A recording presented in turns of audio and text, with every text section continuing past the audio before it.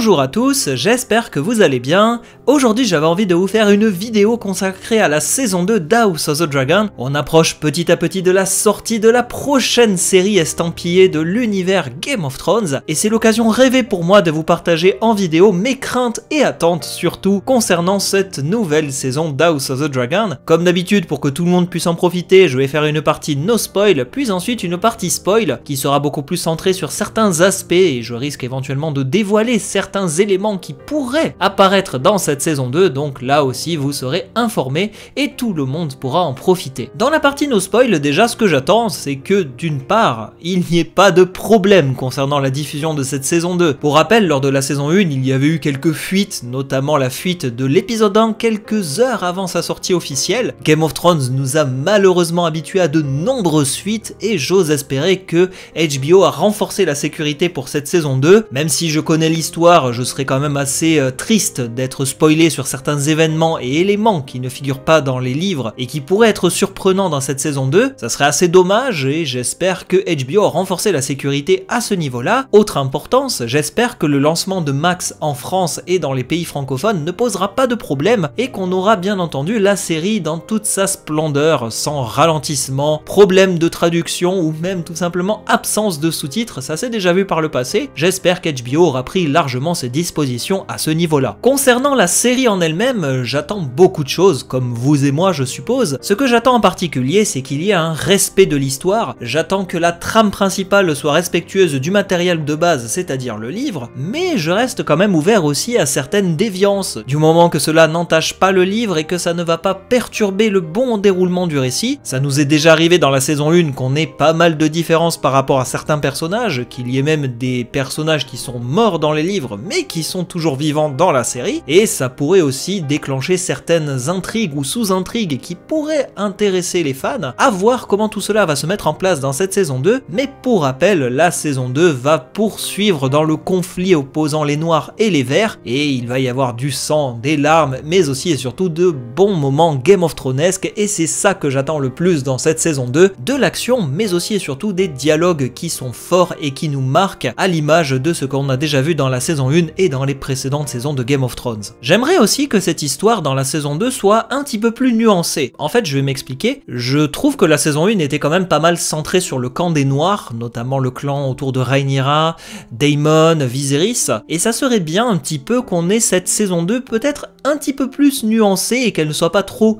pro-noir dans ce sens-là, c'est-à-dire qu'elle soit peut-être un peu plus contrebalancée, que les noirs ne soient pas forcément catégorisés dans le sens des gentils, et que les verts soient peut-être un peu plus catégorisés comme étant des gentils. Je pense qu'il y aura largement de quoi faire, mais vu comment la saison 1 s'est déroulée, les verts restent quand même assez catégorisés méchants, et j'ose espérer que cette saison 2 viendra contrebalancer cela et peut-être redistribuer les cartes à ce niveau-là. Comme je le disais, je ne suis pas contre les inventions, mais j'espère quand même que tout cela ne va pas dénaturer l'histoire, et qu'on ne va pas dévier trop grandement de l'intrigue principale qui doit rester la colonne vertébrale et qui doit diriger l'intrigue dans le bon sens. Il y a aussi pas mal d'aspects qui, selon moi, mériteraient d'être un petit peu plus creusés. Par exemple, toute l'intrigue autour de la prophétie des Targaryens, du rêve d'Aegon qui a été transmis de roi en roi et qui a été là aussi donné par Viserys à la reine Rhaenyra lorsqu'elle était encore princesse héritière du trône. Il y a toute cette importance de la mythologie autour de Game of Thrones, des rêves, des prophéties, des visions, et pourquoi pas un peu plus nous permettre d'explorer la dynamique autour de cette mythologie des Targaryens et du peuple valyrien dans sa globalité. Ça pourrait être l'occasion d'en apprendre plus sur pourquoi pas les marcheurs blancs aussi, qui semblent un petit peu liés quand même à cette prophétie de la chanson de glace et de feu. Ça pourrait être l'occasion encore plus de revenir sur les marcheurs blancs, parce que pour rappel, on sait que Jaehaerys Velaryon va aller dans le nord et qu'il va visiter le mur avec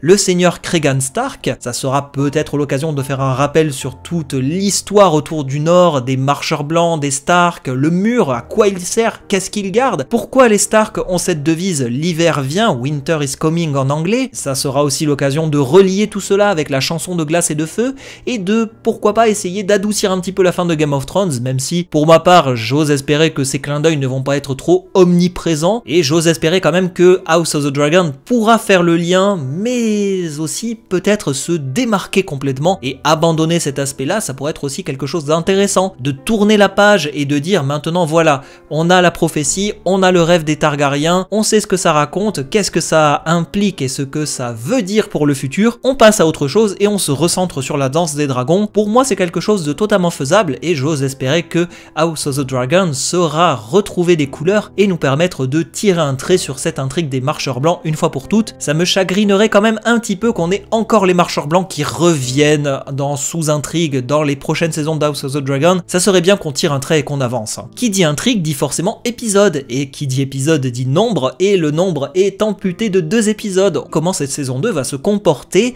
du fait qu'elle est amputée de 2 épisodes? Est-ce que ça ne va pas trop raccourcir l'intrigue? Est-ce qu'ils vont avoir suffisamment de temps pour tout raconter? L'épisode 1 durerait 1h04 minutes. Bon, on va enlever les 4 minutes et on va dire 1 heure à cause des génériques. Peut-être que chaque épisode fera approximativement 1 heure, ce qui nous permettrait d'avoir une durée de série plutôt correcte par rapport à ce que la saison 1 nous avait proposé. Peut-être même qu'il y aura des épisodes d'1h30, hein, j'en sais rien. On est en droit de rêver, hein, nous aussi. Mais en tout cas, déjà, il faudra voir comment cette intrigue va se développer et comment ils vont arriver à articuler tout cela sur une durée un petit peu plus courte. On ne sait jamais, on n'est pas à l'abri d'une mauvaise surprise, mais je ne vais pas porter la poisse à cette saison 2, loin de là. D'ailleurs, aussi, petit fait que j'ai découvert, apparemment, les bandes annonces et teasers qui ont été dévoilés seraient centrés uniquement sur les 4 premiers épisodes d'House of the Dragon, ce qui voudrait très certainement dire que les épisodes 5, 6, 7 et 8 n'ont pas encore été dévoilés du point de vue des images qu'on nous a proposées. Ça reste encore une théorie ou des bruits de couloir, mais c'est quand même à prendre en compte pour la promotion autour de cette saison. Et comme d'habitude, qui dit nouvelle saison dit nouveaux défis, donc nouveaux défis visuels, musicaux, mais aussi les acteurs. Il faut proposer encore mieux, beaucoup plus fort, ou au moins équivalent à la saison 1, qui était très réussie du point de vue visuel et musical, et j'ose espérer que la saison 2 sera totalement réussie à ce niveau-là, et que le temps de réalisation de cette saison 2 a été mis à ce profil-là, c'est-à-dire nous proposer quelque chose d'explosif et de réussi du début à la fin de la saison. Ce que je vous propose désormais, c'est une partie spoilante, donc je vais un petit peu appuyer sur certains détails. Je vais pas faire long feu, hein, il y en a 3 précisément qui me font vraiment envie et qui, pour moi, sont très importants quand même dans cette saison. J'ose espérer déjà que vous êtes très impatients d'avoir cette nouvelle saison. Pour ma part, c'est clairement le cas. On commence tout d'abord par l'épisode 1 qui devrait s'intituler Un fils pour un fils, et je ne vais pas vous le cacher plus longtemps, c'est le fameux épisode de sang et fromage avec cette intrigue autour de la vengeance du clan des Noirs face à celui des Verts, et il va y avoir aussi du sang et des larmes, et ça sera peut-être l'occasion d'avoir une scène incroyable qui marquera autant que les noces pourpres, la mort de Joffrey ou la mort de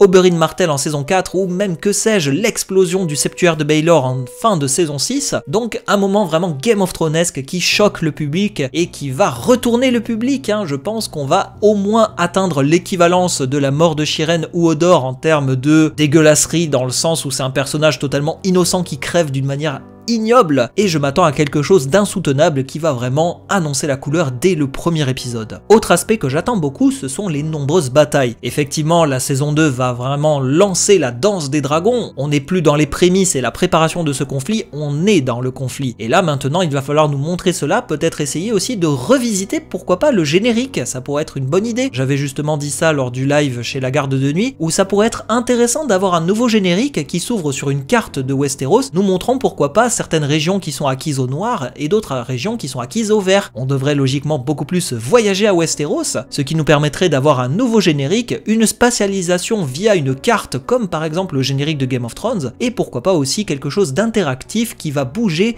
et évoluer au fil de la saison. Ça pourrait être une bonne idée, mais pourquoi pas aussi reprendre le générique de la saison 1 avec la lignée du sang, même si pour ma part je ne le trouve plus trop utile à ce moment-là de la série, parce que la lignée du sang elle était utile pour montrer les personnages et qui ils sont, comment ils évoluent au fil des événements qui avancent. Maintenant on s'en fout un petit peu de la lignée du sang, le plus important c'est la géographie de ce conflit et comprendre où sont les personnages, qu'est-ce qu'ils font, où sont les régions et où les conflits pourraient se déclencher. Et comme je le disais, qui dit carte et conflit dit bataille, et ça pourrait être intéressant d'avoir aussi beaucoup de petits conflits narrés par-ci et là, nous permettant aussi de voir que le conflit est généralisé et qu'il n'est pas forcément uniquement composé de grandes batailles. Ça pourrait être l'occasion de nous montrer d'autres régions, hein, pourquoi pas, même si je pense que quand même cette saison 2 va se recentrer sur les grandes batailles de la danse des dragons. J'ose espérer que certaines petites batailles seront quand même là, mais on n'est pas à l'abri aussi d'une différence par rapport au livre, et avec des nouvelles batailles qui s'ouvrent, avec des personnages qui n'ont pas forcément d'importance dans cette saison 2, et qui vont justement gagner de l'importance dans cette saison 2, notamment les enfants des Noirs et des Verts, ce qui aussi pourrait nous réserver de très bonnes surprises du point de vue des intrigues. Et en conclusion de cette partie spoil, parce que voilà, je vais pas vous redire tout ce que j'ai dit sur les marcheurs blancs, l'histoire de la guerre, les batailles, les personnages, et le retournement de situation possible du point de vue de notre sympathie vis-à-vis du clan des Noirs par rapport à celui des Verts, j'ose espérer quand même que cette saison 2 va au moins nous permettre de nous introduire le prince Daeron Targaryen, et ça tombe bien parce que vous avez été plusieurs à me dire qu'il y avait une interview de Entertainment Weekly qui nous montrait certaines choses, mais je vais quand même nuancer parce que cette interview, je trouve qu'elle ne montre pas grand chose quand même. Voici ce qu'il s'est passé dans cette interview où les actrices de Rhaenyra et Alicent discutaient, et justement Olivia Cooke, qui interprète Alicent,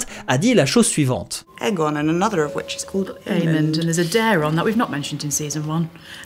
but he does exist apparently.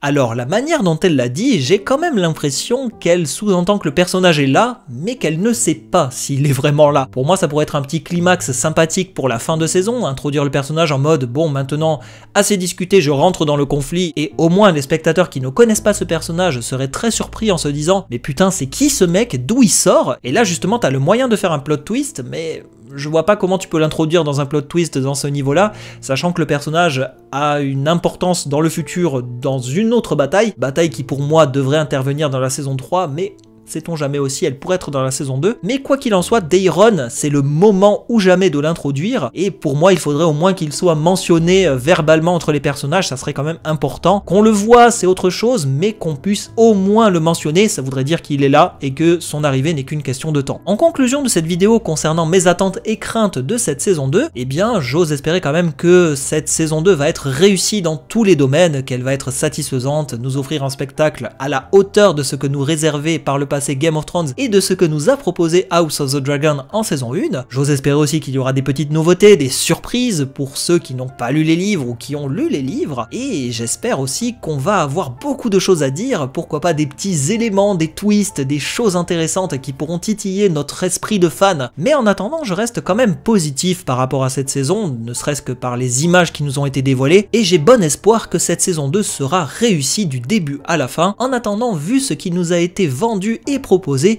ça annonce clairement du lourd, du très lourd. Merci beaucoup d'être resté jusqu'au bout, dites-moi en commentaire ce que vous attendez, quelles sont vos craintes, vos espoirs, ou au contraire, eh bien peut-être vos rêves de fans concernant cette saison 2, et en attendant, on se dit à très bientôt pour d'autres explorations dans l'univers de Game of Thrones et plus particulièrement House of the Dragon d'ici quelques jours. Bye tout le monde!